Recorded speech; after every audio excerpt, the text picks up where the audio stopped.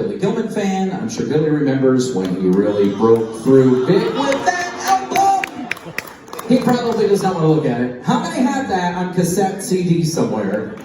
8-track, maybe.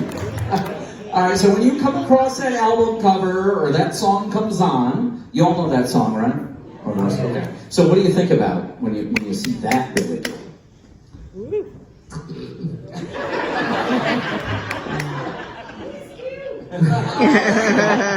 I'll never forget recording that record. We did it. We're doing the photo shoots and all of that, and the original concept was for me to be in a cowboy hat. So my grandmother went out to this really expensive tack shop and bought, I think, 2 hats that were probably $700. Like she probably spent in 1999, $2,000 on these 2 hats. Right? That was hers. That's my little grandson with the hat that I bought him.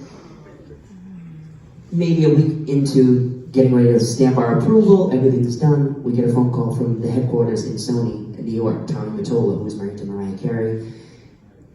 He's got to lose the hat. I think my grandmother went into a month's depression. So that's my first thought when I see that picture. And if it was the whole shot, the pants that they had me in were like, swear to God, balloon pants. They were so baggy. This is a multi-million-dollar project, and they put me in something that looks like my father walked in. It was kind of funny.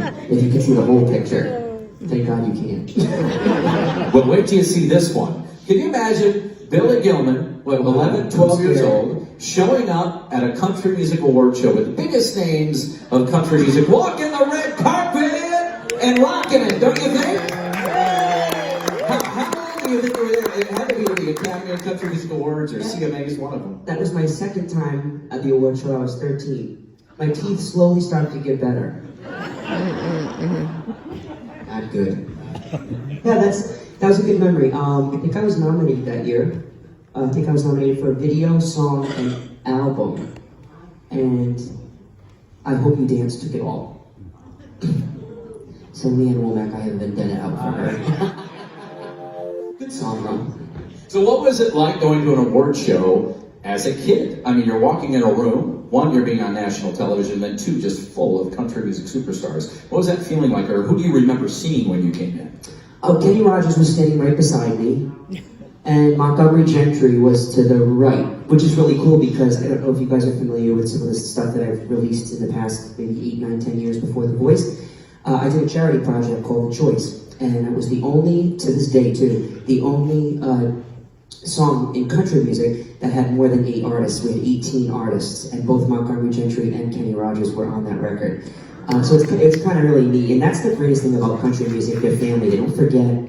I couldn't have, if I didn't have another success in 25 years and I called them, they'd remember and they'd want to be a part of it. That's the beauty of country music, and that's, you spread your wings and you do what you want to do, but I knew I needed to come back, whether it be Americana, bluegrass, country, because it's all the same umbrella, really, Well, you mentioned Kenny Rogers. We just had a big Kenny Rogers tribute show. Before that, we had Georgette Jones come in and do a tribute to George Jones and Tammy Wynette. Yeah, wow.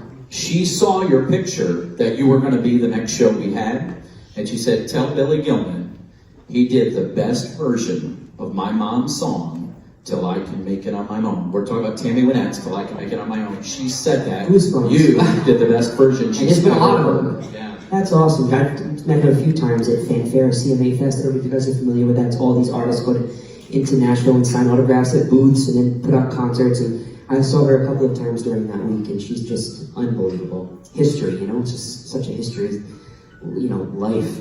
It's crazy. You just mentioned, I think you mentioned the word bluegrass. Mm-hmm. Billy Gilman has gone bluegrass. Yeah.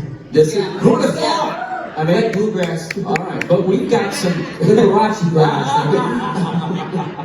But I love this. I was looking at the bluegrass charts, and I was so proud of you. Can you everyone see over here? All right, number 1 is this guy, Chris Jones, but number 2, climbing up, Billy Gilman, Delta Queen, right now, this week. On the Billboard chart. You guys be calling in. So everybody go home, download and stream this, and next week it'll be number 1, and we did it! Fingers crossed. It was so funny because I was rehearsing tonight with my very large band. And the Delta Queen song, of course, is in the show now, and that was in Glens Falls at that theater. That was the very first time I held my phone up to the microphone and played a little bit of Delta. No one had ever heard it, if you remember that. Yeah. So this is really full circle for me in that song. It's pretty cool. Let's get that one to number one. That's just so cool that you're on that. I mean, who would ever thought when you look back and when we're looking at the early album, 99, 2000, that here it is, 2023, you're on the bluegrass charts at number 2. I mean, you never imagined, one, you'd be in that genre, but also have a song like headed for number 1 on the bluegrass charts. It's been something I wanted to do for a very long time, hearing the Osborne brothers sing, and I've just been such a fan since my grandparents. It was Eddie Arnold, the Osborne brothers, Del McCurry, who introduced me on the Opry the very first time, funny enough. And then as I got older, like 6, 7, 8, some of the things that come out of my mouth is just coming out and it makes me laugh.